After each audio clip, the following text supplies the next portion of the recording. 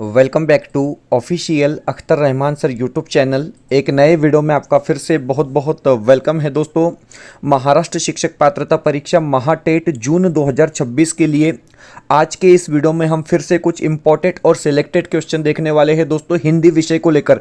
जी हाँ, पेपर 1 और पेपर 2 में जिस प्रकार के प्रश्नों विषय हिंदी को लेकर पूछे जाते हैं दोस्तों, उसका टोटली एनालिसिस कर आपके लिए यहाँ पर फिर से कुछ इंपॉर्टेंट और सिलेक्टेड क्वेश्चन हम लेकर आए हैं दोस्तों। वीडियो नंबर 10 हम आज देखने वाले हैं। इसके पहले ऑलरेडी 9 वीडियो जो है दोस्तों हमारे प्लेलिस्ट पर अपलोड है। आप वहां से जाकर जो है महाराष्ट्र शिक्षक पात्रता परीक्षा महाटेट जून 2026 के सभी वीडियोस जो है दोस्तों बिल्कुल फ्री में क्या है हमारे चैनल के माध्यम से देख सकते हैं। तो चलिए वीडियो शुरू करते हैं। वीडियो शुरू करने से पहले अगर आप हमारे चैनल पे नए हो तो चैनल को सब्सक्राइब कीजिए, साथ ही साथ बेल नोटिफिकेशन को ऑन कीजिए ताकि आपको आने वाले वीडियोस के नोटिफिकेशन जो है वो आसानी से मिल पाए। और दोस्तों, अगर आप हमसे जुड़ना चाहते हो तो डिस्क्रिप्शन में जाकर आपको हमारे टेलीग्राम और व्हाट्सअप चैनल को ज्वाइन कर लेना है, जहां से आपको तमाम अपडेट वक्त वक्त पर देखने के लिए मिलेंगी। साथ ही साथ अगर आप हमारे चैनल की मेंबरशिप हासिल करना चाहते हो तो सिंपली ज्वाइन बटन को ज्वाइन कर क्या है आप हमारे चैनल की मेंबरशिप हासिल कर लेंगे दोस्तों, जिससे क्या है महाराष्ट्र शिक्षक पात्रता परीक्षा महाटेट जून 2026 के लिए आपको टोटली वीडियो जो है यहां से फ्री मिलने वाले हैं दोस्तों। तो अभी ज्वाइन बटन को ज्वाइन कर क्या है आप हमारे चैनल की मेंबरशिप हासिल कर लेंगे। वीडियो को प्लीज लाइक कीजिए, चैनल पे नए हो दोस्तों तो चैनल को सब्सक्राइब कीजिए। हम बढ़ते हैं पहले प्रश्न की तरफ। तो देखिए, जिस प्रकार का पहला प्रश्न यहां पर पूछा गया है कि निम्न शब्दों में से कौन सा शब्द जिसका एक वचन और बहुवचन का रूप समान होता है। अब देखिए दोस्तों, यहां पर आपको ऐसा शब्द बताना है। आता मराठीमध्ये सुद्धा आणि हिंदीमध्ये सुद्धा हा प्रश्न सेम असणार आहे, फक्त भाषा या ठिकाणी चेंज झालेली आहे। आता या ठिकाणी प्रश्न काय आहे की एक वचन आणि अनेक वचन मध्ये कोणता शब्द समान राहतो, अशा प्रकारे हा प्रश्न आहे। आपल्याला ऑप्शन्स दिलेले आहे, आशा, पत्र, रुचि या फिर यात्रा। इस प्रकार आपको 4 विकल्प यहां पर दिए गए हैं दोस्तों। और पत्र ऑप्शन जो 2 है यहां पर वो एक वचन और बहुवचन में समान होता है दोस्तों, मतलब आपका विकल्प बी जो रहेगा वो बिल्कुल सही आंसर यहां पर क्या है होने वाला है दोस्तों। कुछ इंफॉर्मेशन, कुछ इंपॉर्टेंट नोट्स यहां पर दी गई है कि पत्र शब्द का एक वचन एक पत्र और बहुवचन कई पत्र रूप में समान रहता है, अन्य शब्दों के बहुवचन रूप बदल जाते हैं। जैसे कि आप बात करते हैं आशा, आशाएं, रुचि, रुचिया, यात्रा, यात्राएं। इस प्रकार क्या है दोस्तों आपको यहां पर उदाहरण भी दिए गए हैं। चलिए बढ़ते हैं अगले प्रश्न की तरफ। प्रश्न नंबर 2। दूसरा जो प्रश्न है दोस्तों वो आपकी स्क्रीन पर इस प्रकार पूछा गया है कि मन उबना, इस मुहावरे का अर्थ निम्न में से क्या है। जशा प्रकारे वाक्प्रचार आपल्याला मराठीमध्ये विचारले जातात तशाच प्रकारे लोकोक्ती किंवा मुहावरे आपल्याला हिंदीमध्ये विचारले जातात। आता हे बघा, मन उबना, इस मुहावरे का अर्थ निम्न में से क्या है। इस प्रकार का प्रश्न है दोस्तों। आपको 4 विकल्प दिए गए हैं, पछताना, बोझ लगना, उकत जाना या फिर दुखी होना। तो देखिए सिंपल सी बात है दोस्तों कि मन उबना यानी उकत जाना, मतलब आपका विकल्प बी क्या रहेगा सर यहां पर सही आंसर होगा दोस्तों। विकल्प 2 जो रहेगा आपका वो बिल्कुल राइट विकल्प यहां पर होगा दोस्तों। आज सुबह से ही आप लोग देख रहे हैं कि एक मैसेज वायरल हो रहा है कि हिंदी विषय को लेकर, मतलब उनका कहना है कि मराठी माध्यम के अगर आप विद्यार्थी है तो आपने हिंदी सब्जेक्ट नहीं लेना है, उसके बजाय आपने इंग्लिश कंपलसरी लेना है दोस्तों। लेकिन मैं आपको बता रहा हूं, आप फर्स्ट लैंग्वेज हिंदी रखिए, सेकंड लैंग्वेज जो है दोस्तों मराठी रखिए। भले ही आपका मराठी मीडियम हो, आपका कोई भी मीडियम हो दोस्तों, फर्स्ट लैंग्वेज हिंदी रखो, सेकंड लैंग्वेज मराठी आपने यहां पर लेना है। किसी प्रकार की कोई दिक्कत आपको नहीं होगी दोस्तों, क्योंकि हजारों बच्चे जो है जॉब पर लग चुके हैं, हजारों बच्चे जो है पवित्र पोर्टल से अपनी ज्वाइनिंग पा चुके हैं दोस्तों, और हजारों शिक्षण सेवक आज काम कर रहे हैं दोस्तों। किसी को किसी प्रकार की अभी तक कोई दिक्कत नहीं आई है दोस्तों। 2013 के जो पत्र का हवाला दिया जा रहा है वो उस परीक्षा के लिए था, और तब हिंदी में परीक्षा नहीं हुआ करती थी। 19 जनवरी 2020 से जो है दोस्तों हिंदी मीडियम, मतलब हिंदी और मराठी वाला जो कॉम्बिनेशन है दोस्तों वो 2020 की परीक्षा से शुरू हुआ है। तो ये लोगों को शायद पता भी नहीं है, तो मैं आपको बताऊंगा किसी तरीके का कोई पैनिक नहीं करना है। जिस प्रकार 2024 और 2025 की परीक्षाओं में हमारा रिजल्ट रहा है दोस्तों, तो आपने यहां पर फर्स्ट लैंग्वेज हिंदी लेनी है, सेकंड लैंग्वेज मराठी लेनी है। मैं मराठी मीडियम वाले बच्चों के लिए यहां पर बता रहा हूं दोस्तों, बाकी पूरा पेपर जो होता है आपका वो मराठी में होता है, तो किसी प्रकार की कोई दिक्कत आपको नहीं आएंगी दोस्तों। चलिए फिलहाल बढ़ते हैं अगले प्रश्न की तरफ। प्रश्न नंबर 3। अब देखिए तीसरा जो प्रश्न है दोस्तों वो आपकी स्क्रीन पर इस प्रकार है। प्रश्न नंबर 3 पूछा गया कि निम्न शब्दों में से सौभाग्य, इस शब्द का विलोमार्थक शब्द क्या है। दोस्तों पहले जो 5 क्वेश्चन है ये 2025 के पेपर 2 में पूछे गए। मतलब आपको मैं बता रहा हूं कि परीक्षा में प्रश्न किस प्रकार पूछे जाते हैं। आप देखेंगे बिल्कुल सिंपल सिंपल क्वेश्चन क्या है आपको परीक्षा में पूछे गए दोस्तों। यहां पर प्रश्न क्या है कि सौभाग्य शब्द का विलोमार्थक शब्द क्या है, म्हणजे सौभाग्य या शब्दासाठी योग्य विरुद्धार्थी शब्द कोणता, अशा प्रकारे हा प्रश्न आहे। प्रश्न तुम्ही मराठीमध्ये समजून घ्या किंवा हिंदीमध्ये समजून घ्या, सेम प्रश्न आहे, फक्त भाषेचा या ठिकाणी फरक झालेला आहे। आपल्याला 4 ऑप्शन्स दिलेले आहे, अहोभाग्य, दुर्भाग्य, अभाग आणि दुर्दैवी। विलोमार्थक म्हणजे विरुद्धार्थी शब्द, लक्षात ठेवा। ओके, विलोमार्थक म्हणजे विरुद्धार्थी शब्द, अपोजिट वर्ड। सौभाग्य शब्द का जो विलोम शब्द होगा दोस्तों सभी को पता है कि दुर्भाग्य होगा। मतलब विकल्प बी जो रहेगा सर आपका यहां पर सही आंसर होगा। ऑप्शन बी जो रहेगा आपका वो बिल्कुल राइट विकल्प होगा दोस्तों। 2025 की परीक्षा में पेपर 2 में ये क्वेश्चन पूछा गया था, ये भी पूछा गया था। चलिए अगला प्रश्न देखेंगे। प्रश्न पूछा गया कि इस विराम चिन्ह को क्या कहते हैं। अब देखिए कॉमा यहां पर दिया गया, इंग्लिश में हम बोलते हैं ना कॉमा कॉमा, ठीक है। इस विराम चिन्ह को हिंदी में क्या कहेंगे, मतलब कॉमा को हिंदी में हम क्या कहेंगे दोस्तों। इस प्रकार का प्रश्न आपको पूछा गया है, 4 विकल्प आपके सामने है और इसको हम कहते हैं सर अल्प विराम। मतलब आपका विकल्प बी जो रहेगा वो सही होगा। ऑप्शन बी जो रहेगा आपका वो बिल्कुल राइट विकल्प यहां पर क्या है दोस्तों होने वाला है, क्योंकि जिस प्रकार के प्रश्न हमने यहां पर सिलेक्ट किए हैं। मैं आपको बता रहा हूं दोस्तों कि परीक्षा के दृष्टिकोण से महाराष्ट्र शिक्षक पात्रता परीक्षा महाटेट 2026 के लिए बहुत ज्यादा इंपॉर्टेंट क्वेश्चन है दोस्तों। और हमारे चैनल के माध्यम से भले ही आप हिंदी के क्वेश्चन देखिए, मराठी, ईवीएस, एसएसटी या फिर आपका सीडीपी, तमाम सब्जेक्ट के क्वेश्चन अगर आप देखेंगे दोस्तों तो यहां पर क्वालिटी क्वेश्चन ही आपके सामने लाए जाएंगे। एक भी बोगस क्वेश्चन जो है दोस्तों आपके सामने स्क्रीन पर लाया नहीं जाएगा, इस बात की हम आपको गारंटी देते हैं। तो ज्वाइन बटन को ज्वाइन कर क्या है आप हमारे चैनल की मेंबरशिप हासिल कर लेंगे। प्रश्न पूछा गया है कि हिंदी साहित्य में प्रेमचंद को किस उपाधि से जाना जाता है। देखिए बड़ा सिंपल प्रश्न है, मतलब 2025 की परीक्षा में पेपर 2 में पूछा गया था कि प्रेमचंद जी को किस उपाधि से जाना जाता है। तो देखिए महाकवि, नाट्याचार्य, उपन्यास सम्राट या फिर श्रेष्ठ निबंधकार, इस प्रकार आपको 4 विकल्प यहां पर दिए गए दोस्तों। सभी को पता है कि प्रेमचंद जी को उपन्यास सम्राट के नाम से जाना जाता है। मतलब आपका विकल्प जो 3 रहेगा, विकल्प जो सी यहां पर दिया गया है वो बिल्कुल सही आंसर होगा दोस्तों। ऑप्शन सी जो रहेगा आपका वो बिल्कुल राइट विकल्प यहां पर होने वाला है। प्रश्न नंबर 6 आपकी स्क्रीन पर है। प्रश्न पूछा गया है कि अकाल का पर्यायवाची है। आता पर्यायवाची म्हणजे हिंदीमध्ये सुद्धा पर्यायवाची आणि मराठीमध्ये म्हणजे जे समानार्थी शब्द असतात त्यालाच आपण पर्यायवाची शब्द असे म्हणतो। आता या ठिकाणी प्रश्न काय आहे की अकाल का पर्यायवाची शब्द कौन सा है। आपको 4 विकल्प दिए गए हैं, अंधियारा, अक्षत, दुर्भिक्ष या फिर अपरिहार्य। इस प्रकार आपको 4 ऑप्शंस यहां पर दिए गए दोस्तों। थोड़ा डिफिकल्ट ये क्वेश्चन क्या है आप लोगों के लिए हो सकता है कि अकाल का सर पर्यायवाची शब्द क्या होगा। तो देखिए जो विकल्प सी यहां पर दिया गया है दुर्भिक्ष आपका सही विकल्प होगा दोस्तों। दुर्भिक्ष का अर्थ होता है अकाल। दुर्भिक्ष का अर्थ क्या होता है दोस्तों, अकाल होता है। मतलब विकल्प सी जो रहेगा आपका वो बिल्कुल सही आंसर दिया गया है दोस्तों। और बाकी के जो ऑप्शन आपके सामने थे थोड़ा उसके बारे में भी दोस्तों हम यहां पर क्या है डिस्कस कर लेंगे। आप देख सकते हैं कि अकाल का जो पर्यायवाची विकल्प सी में दिया गया शब्द दुर्भिक्ष होगा।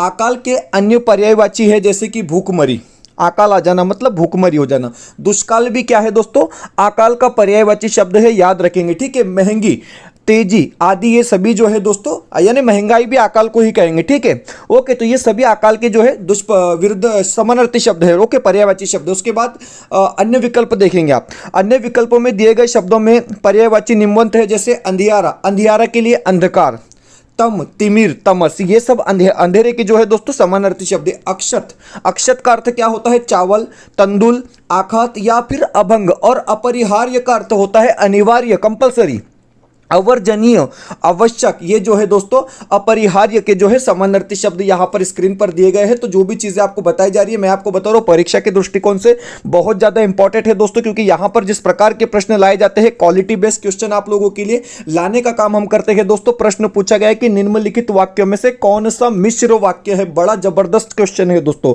अब मिश्र वाक्य क्या होता है, पहले वाक्य पर जो दूसरा वाक्य आश्रित होता है दोस्तों उसको हम मिश्र वाक्य कहते हैं। संयुक्त वाक्यों में 2 अलग अलग वाक्य हो जाते हैं। मराठीमध्ये पण सेम आहे मेथड आणि हिंदीमध्ये पण सेम आहे मेथड। आणि केवल वाक्य मतलब जो आपका केवल वाक्य होता है वो जो होता है दोस्तों सिंपल एक वाक्य होता है, आप लोगों को पता है, ठीक है। यहां पर मिश्र वाक्य की बात हम करेंगे। आप चारों ऑप्शन यहां पर पढ़ लेंगे। अध्यापक देखते ही कि छात्र पढ़ते हैं, ओके।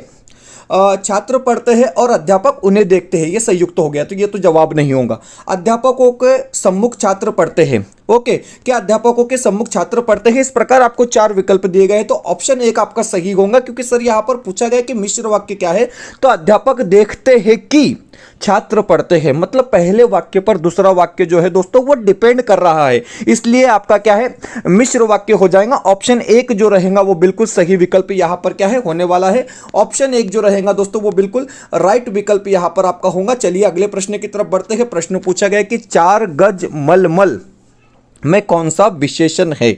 ओके, अब देखिए 4 गज की बात हो रही है। आपका प्लॉट कितना है? 4 गज है। आपका मकान कितना है? 4 गज है। आप बताते हैं बेसिकली ऐसी चीजें। यहां पर 4 गज की बात हो रही है दोस्तों, तो संख्या नहीं आएगा, भले ही 4 ऊपर आ रहा है संख्या, लेकिन 4 गज की बात हो रही है, संख्या नहीं आएगा, तो देखिए सर्वनाम नहीं होता है, गुणवाचक नहीं होता है। बचे 2 ऑप्शन, आपके पास 2 ऑप्शन है, परिमाण बोधक और संख्यावाचक। अब आपको लग रहा है सर 4 तो संख्या है, लेकिन संख्यावाचक नहीं होगा, क्योंकि यहां पर 4 गज की बात हो रही है। यहां पर 4 गज की बात हो रही है, तो ये होगा दोस्तों परिमाण बोधक। अब परिमाण बोधक इसको हम क्यों कहेंगे, हम आपको स्पष्टीकरण यहां पर देंगे दोस्तों, क्योंकि एक एक चीजें जो है वो इंपॉर्टेंट यहां पर होने वाली है। आप देख सकते हैं कि 4 गज मलमल में निश्चित परिमाण बोधक विशेषण है। कौन सा परिमाण बोधक विशेषण है? तो निश्चित परिमाण बोधक विशेषण है। यह किसी वस्तु की नाप या तोल का बोध कराता है, और जहां नाप या तोल का बोध होता है तो वहां सीधे सीधे पता है आपको, मराठी हो या हिंदी हो, फिर परिमाण बोधक हो जाता है। जैसे शेर भर दूध, 2 गज खादी, 4 हाथ जगह आदि। इस प्रकार इसके उदाहरण भी यहां पर हमने क्या है दोस्तों दे रखे हैं। चलिए बढ़ते हैं अगले प्रश्न की तरफ। प्रश्न नंबर 9, 9वां जो प्रश्न है, उससे बैठा नहीं जाता में कौन सा वाच्य है? अब देखिए दोस्तों, उससे बैठा नहीं जाता, मुझसे खाया नहीं जाता, मुझसे चढ़ा नहीं जाता, मुझसे सहा नहीं जाता, ऐसे वाक्य जब आते हैं तो वो सीधे सीधे तौर पर आपने आंखें बंद कर कर गोला भर देना है दोस्तों। भाववाच्य के उत्तर होगा ऑप्शन जो 1 आपका यहां पर दिया गया है, भाववाच्य आपका सही विकल्प होगा दोस्तों। ऑप्शन 1 जो रहेगा आपका वो बिल्कुल राइट विकल्प यहां पर होगा। आज मैक्सिमम क्वेश्चन के साथ हमने क्या है दोस्तों थोड़ा स्पष्टीकरण ऐड किया है कि उससे बैठा नहीं जाता। वाक्य भाववाच्य में है।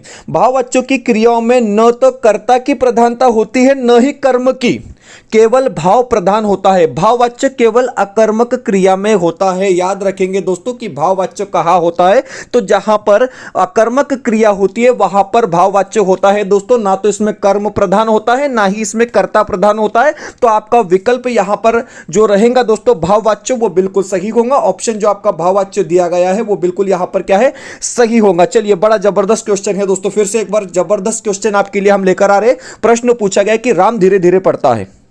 अब अव्यय पूछा गया है, में कौन सा अव्यय है? तो देखिए दोस्तों, राम धीरे धीरे पढ़ता है, एक वाक्य आपको यहां पर दिया गया है और सर पूछा गया है कि इसमें कौन सा अव्यय है। तो संबंध बोधक है, क्रिया विशेषण है, समुच्चय बोधक है, या फिर विस्मय बोधक है। तो देखिए दोस्तों, सीधी सी बात है, धीरे धीरे ये क्या हो गया, ये क्रिया विशेषण हो गया। मतलब आपका विकल्प बी जो रहेगा सर वो क्या होगा, सही आंसर होगा।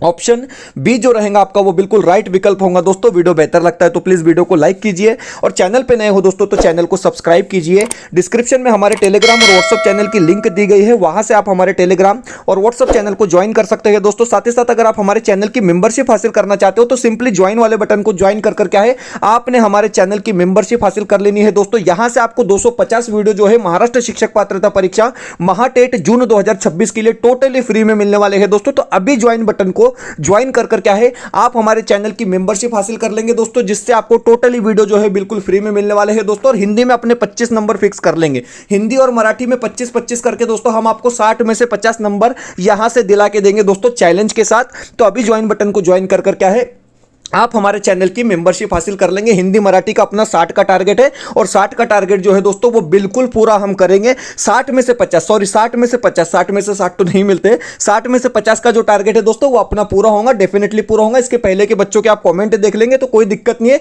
किसी तरीके की कोई परेशानी नहीं है। बस चैनल को लाइक करो, सब्सक्राइब करो और ज्वाइन बटन को जाकर अपना मेंबरशिप आप हासिल कर लो। चलिए बढ़ते हैं अगले प्रश्न की तरफ। प्रश्न नंबर 11। चलिए 11वां जो प्रश्न है पूछा गया कि सर कफन कहानी के लेखक कौन है? अब देखिए, ये यूपी टेट में भी प्रश्न 2 बार पूछा गया है कि सर कफन कहानी के लेखक कौन है। ये महाटेट में भी प्रश्न पूछा गया है। आपको 4 विकल्प दिए गए हैं। प्रेमचंद जी है, जयशंकर प्रसाद जी है जिनको हम छायावाद का जनक कहते हैं, चंद्रधर शर्मा गुलेरी जी है, या फिर राजेंद्र यादव जी है। इस प्रकार आपको 4 विकल्प दिया गया है। तो सिंपल सी बात है सर कि इसका जवाब जो होगा वो प्रेमचंद जी होगा, क्योंकि कफन कहानी के जो लेखक है वो प्रेमचंद है। अब इस बार प्रश्न क्या आएगा कि कफन क्या है, कहानी है, कादंबरी है, जो भी है आपका मतलब महाकाव्य है, कविता है, तो आपको याद रखना है कि कफन कहानी है, कथा है, याद रखेंगे। ऑप्शन 1 जो रहेगा वो बिल्कुल सही विकल्प आपका यहां पर हो जाएगा। चलिए आगे बढ़ते हैं अगले प्रश्न की तरफ। प्रश्न नंबर 12वां प्रश्न है कि वह खेल रहा है। वाक्य दिया गया है दोस्तों, ध्यान से क्वेश्चन करेंगे, बिल्कुल ठीक है।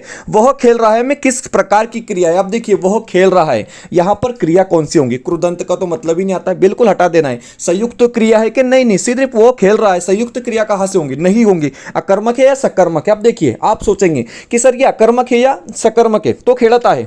मराठीमध्ये आपण हा प्रश्न अशा प्रकारे म्हणजे ट्रान्सलेट करू शकतो की तो खेळत आहे। कौन सा क्रिया का प्रकार है, अकर्मक है या सकर्मक है, तो वो खेल रहा है। खेल रहा है मतलब अकर्मक क्रिया है, क्योंकि यह बात जो है कर्ता से शुरू होती है और कर्ता में ही खत्म हो जाती है। तो अकर्मक क्रिया है, मतलब आपका विकल्प 1 जो रहेगा सर वो क्या रहेगा, सही आंसर होगा। ऑप्शन 1 जो रहेगा आपका वो बिल्कुल राइट विकल्प होगा। फिर से एक बड़ा जबरदस्त क्वेश्चन आपके सामने है। यूपी टेट से हमने ये प्रश्न को लिया है, क्योंकि पूरे देश भर में जिस प्रकार से परीक्षाएं होती है वही आपको परीक्षाओं में पूछा जाता है। मैं आपको बता रहा हूँ, ये क्या करते हैं, पूरे देश भर में जो टीईटी की परीक्षा होती है हिंदी की, वही प्रश्न उठाकर आपको महाराष्ट्र शिक्षक पात्रता परीक्षा में डालते हैं। बिल्कुल टेंशन लेना नहीं दोस्तों, मैं आपको बता रहा हूँ, बड़े आसानी से हमें आपको यहाँ पर क्या है 25 से 26 मार्क्स जो है दिलाकर देंगे 30 में से। प्रश्न पूछा गया कि सर तेजाब में कौन सी संज्ञा है। अब देखिए, तेजाब आपको पता है वो तेजाब जो है ना, उसमें संज्ञा पूछी गई है, मतलब तेजाब कौन सा नाम है। अब देखिए, भाववाचक इसमें होगा कि तेजाब में भाववाचक होंगे कि लॉजिकली क्वेश्चन का आंसर हम देंगे, नहीं होगा, क्योंकि यहां पर किसी प्रकार का कोई भाव नहीं है। व्यक्ति का नाम है, व्यक्तिवाचक है, व्यक्तिवाचक है नहीं है दोस्तों, व्यक्तिवाचक भी नहीं होगा। समूहवाचक है क्या तेजाब, समूहवाचक भी कहां से होगा, सीधी सी बात है द्रव्यवाचक है, द्रव्यवाचक संज्ञा है। मतलब आपका विकल्प सी जो रहेगा वो सीधे सीधे तौर पर यहां पर क्या है सर, हमारा सही विकल्प हो जाएगा। थोड़ा इसके बारे में हम पढ़ लेंगे दोस्तों कि द्रव्यवाचक संज्ञा होती क्या है।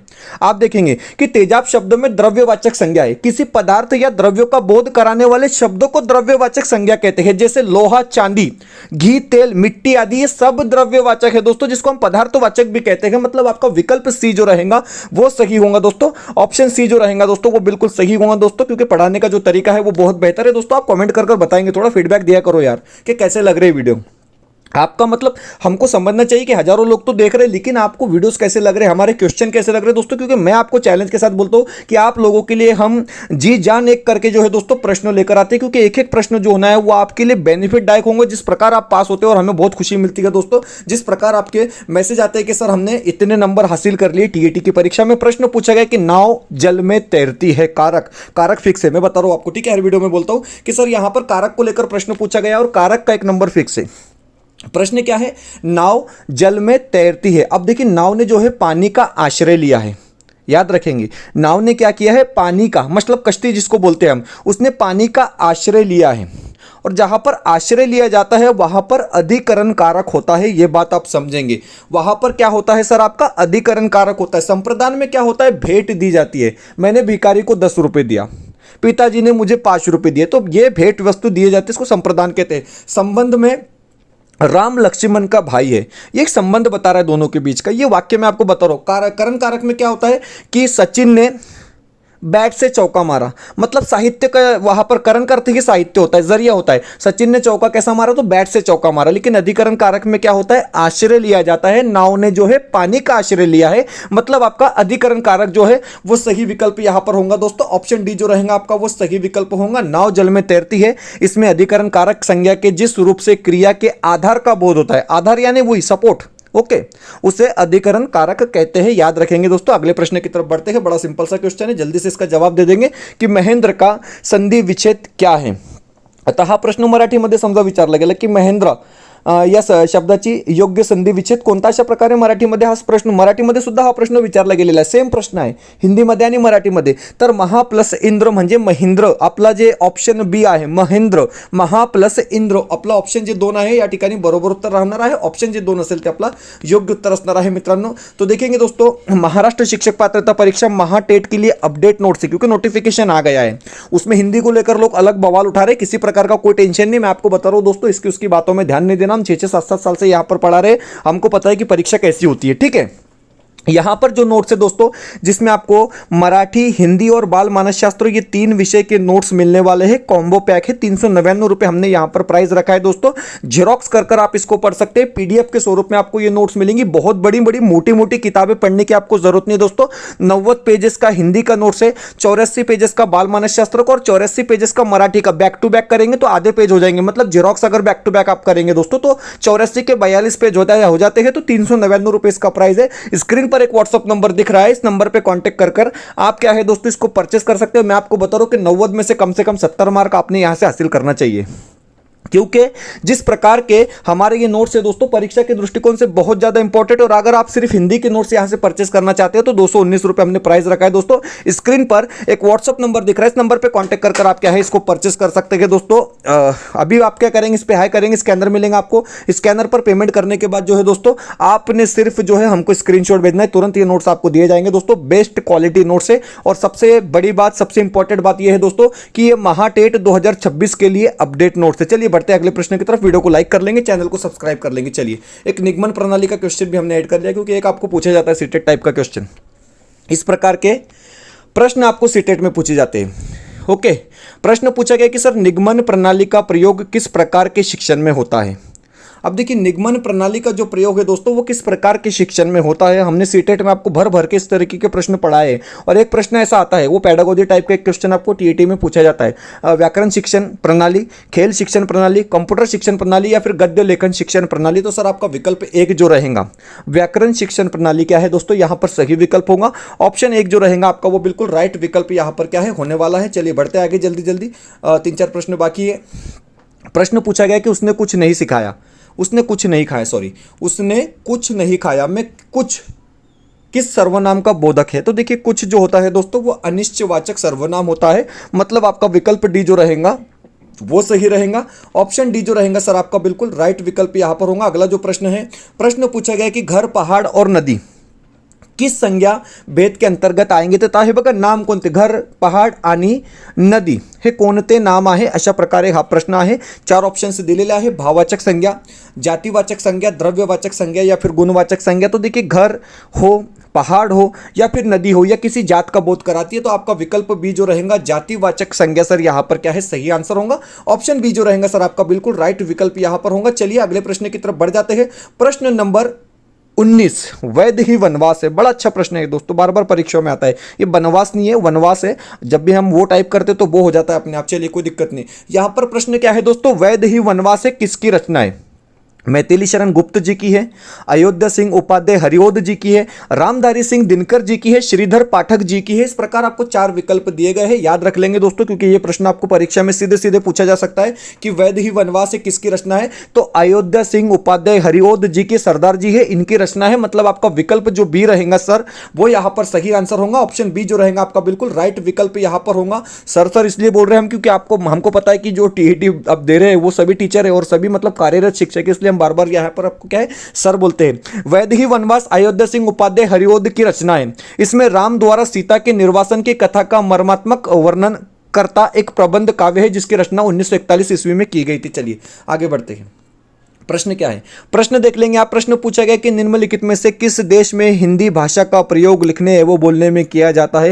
ऑस्ट्रेलिया, दक्षिण अफ्रीका, पाकिस्तान या फिर मॉरिशस। तो देखिए दोस्तों मॉरिशस में किया जाता है, जहां पर भारतीय लोग जो है 52% है। एक 10वीं में पाठ आता है दोस्तों मॉरिशस सागर दर्यातले साखर बेट, त्यामध्ये संपूर्ण माहिती या संदर्भात दिलेली आहे आणि 52% लोक भारतीय आहे मॉरिशस मध्ये। ओके, अशा प्रकारे ऑप्शन जे डी असेल पर्याय जे 4 दिलेला आहे ते आपला योग्य उत्तर या ठिकाणी राहणार आहे। तर देखेंगे दोस्तों आप यहां पर हमारे क्वेश्चन सेट अवेलेबल है पेपर 1 और पेपर 2 के लिए, ठीक है। यहाँ पर हमारे क्वेश्चन सेट अवेलेबल है दोस्तों, 20 क्वेश्चन सेट है, आपको सिर्फ 199 रुपए में यहाँ पर दिए जा रहे हैं दोस्तों। और Hindi update premium question set है दोस्तों। पेपर 1 के लिए 10 क्वेश्चन सेट हिंदी विषय के, पेपर 2 के लिए 10 क्वेश्चन सेट हिंदी विषय के दोस्तों, विथ आंसर की पीडीएफ के रूप में आपको ये मिलने वाले हैं। व्हाट्सअप नंबर स्क्रीन पर दिया गया है, इस नंबर पर कॉन्टैक्ट कर आप क्या है दोस्तों इसको परचेस कर लेंगे। सिंपली हाई करना है, आपको स्कैनर दिया जाएगा, उस पर पेमेंट करने के बाद स्क्रीनशॉट भेजिए और तुरंत आपको ये प्रश्न संचय जो है दोस्तों मिल जाएंगे। और मैं आपको बता रहा हूं कि जिस प्रकार से टीएटी की प्रश्न पत्रिका होती है हिंदी के सेक्शन की, कि दोस्तों उसी प्रकार की प्रश्न पत्रिका हमने बड़ी मेहनत से ये तैयार की है। और मैं आपको बता रहा हूं दोस्तों, इसमें कि कुछ पैसेज,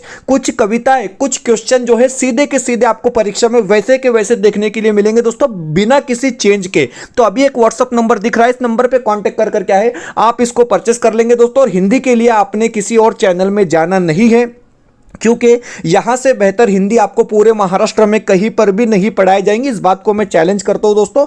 तो यही आप बने रहेंगे, सब्सक्राइब कर लेंगे, लाइक कर लेंगे, मेंबरशिप हासिल कर लेंगे, जो भी आपको करना है करेंगे दोस्तों। इसको परचेस करने के लिए आपको व्हाट्सअप नंबर दिया गया, इस नंबर पर कॉन्टेक्ट कर आप क्या है इसको परचेस कर सकते हैं। मिलते हैं नए वीडियो में बेहतर अपडेट के साथ।